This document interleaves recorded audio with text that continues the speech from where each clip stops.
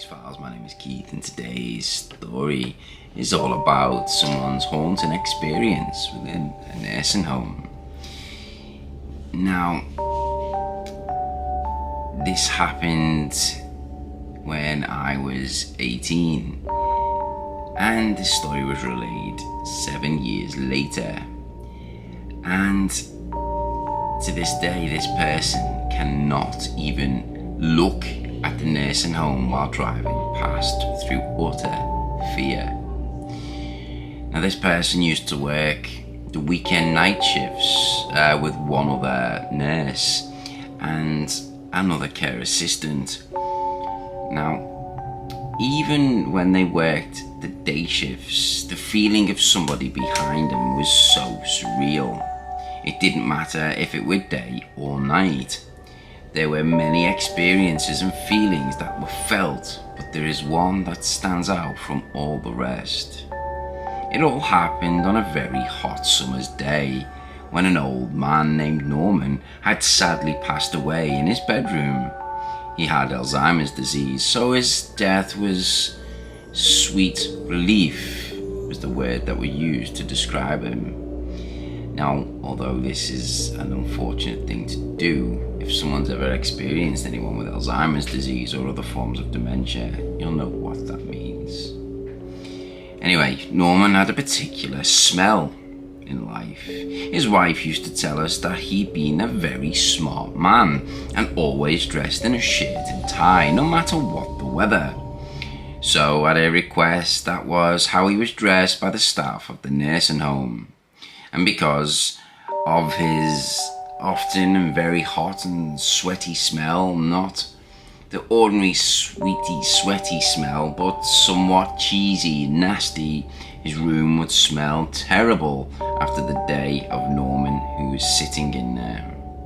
He was the first person I ever saw who died, and I didn't come across with him in a very nice way after his death. On a very warm day, the emergency call bell was ringing from his bedroom. Naturally, I rushed there as quick as I could, as the emergency bell was obviously meant that someone needed emergency attention. On entering the room, the Nigerian nurse was holding Norman's head up from the pillow of the bed he was lying on. His eyes and mouth were open. She didn't expect it to be me, with being so young and inexperienced,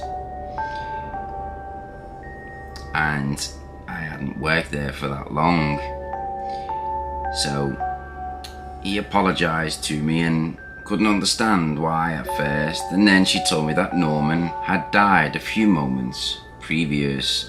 I must admit it was a hell of a shock. I think it was because his eyes and mouth were wide open. I'd left the room and went back to see him after he'd been washed and prepared by more experienced staff. I won't go into too much details, but for those of you who don't know, when a person passes, the body secretes the fluids that are no longer kept inside by the muscles and stuff of the human body. So often bowels and bladder will leak to spill the contents around. It's not very nice. Now, after the events, he had to take a few days off work, and when he returned, he went into the room where Norman had died, and he was overwhelmed by the cheesy smell of this old, demented person, Norman. Now, he left immediately and gently complained that the room was still smelly, and maybe it should be spring cleaned or a deep clean to get rid of that cheesy smell. Now, the matron informed me that this had already been done. The carpets and everything in the room had been stripped and cleaned thoroughly to remove this pungent smell. Now, this freaked the guy out more than frightened him. As the weeks went on, the smell seemed to get worse, and I was no longer able to go upstairs to collect residents' belongings alone. I was frightened to walk to the laundry room at the back of the house on my own. Everyone thought I was going mad, but I knew inside that I wasn't. I had this this unexplainable fear, like there was always someone walking behind me. I was forever looking over my shoulder to check, but there was nobody there. Norman's room was one of 3 in a short little corridor on the ground floor of the house. As time went on, the smell of his room, which I incidentally would no longer enter, moved from the room to the corridor.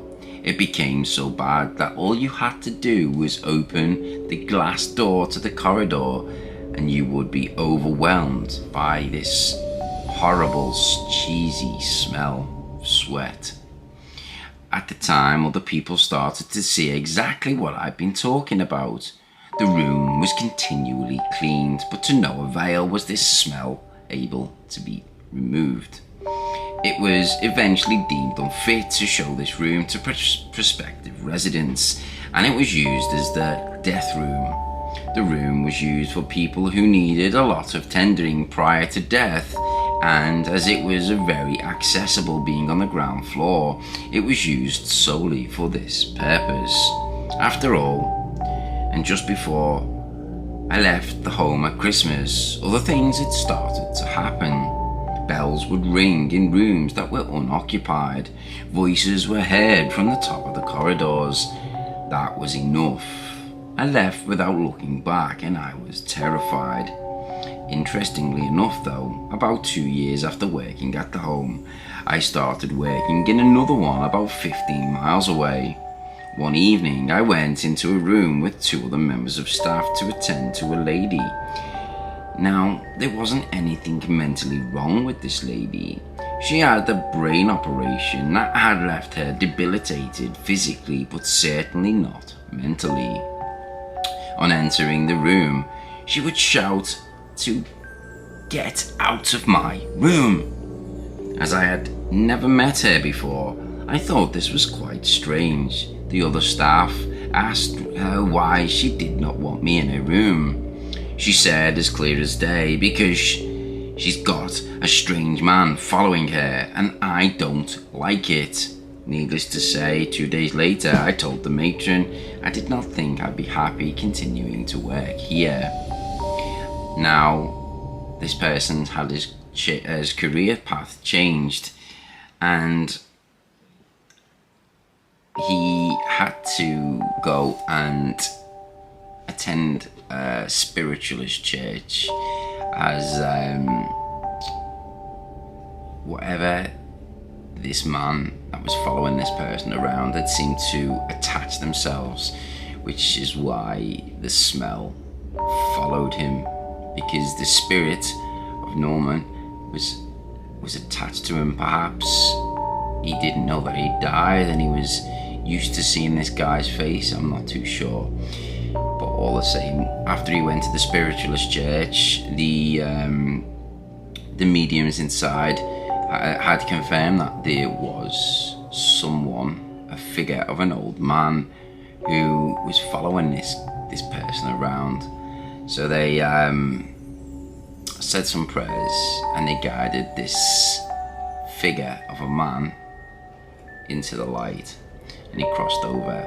After that experience in that spiritual church, there was no more encounters. No one else had reported this smell. It seemed to have vanished.